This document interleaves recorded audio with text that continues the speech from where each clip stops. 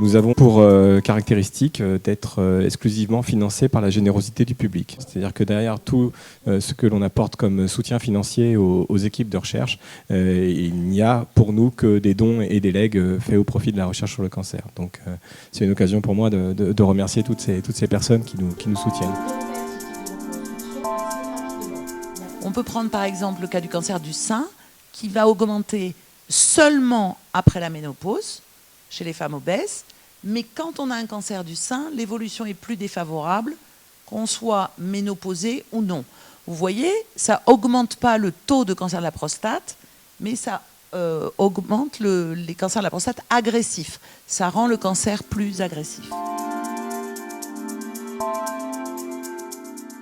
En cancer du sein, ce qu'il faut comprendre, c'est qu'environ dans 5 à 10%, il y a une prédisposition génétique. Ça veut dire que dans 90 à 95% des cas, c'est multifactoriel. C'est dû à différents facteurs, et dont l'obésité. Le fait d'être obèse augmente le risque de 1,6 par rapport à une population qui n'est pas obèse.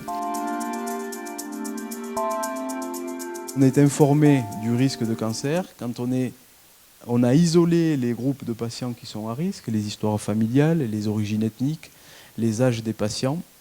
Eh bien, on doit pouvoir proposer la réalisation d'un PSA et avec ce PSA, essayer de l'interpréter dans les meilleures conditions pour arriver à une finalité qui est bien précise, c'est diagnostiquer les maladies qui sont potentiellement létales pour les patients.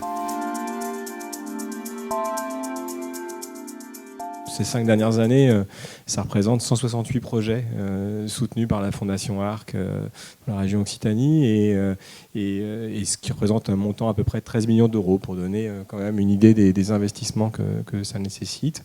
Donc on est ravis d'avoir eu l'occasion ce soir de pouvoir partager en tout cas un tel projet avec vous tous.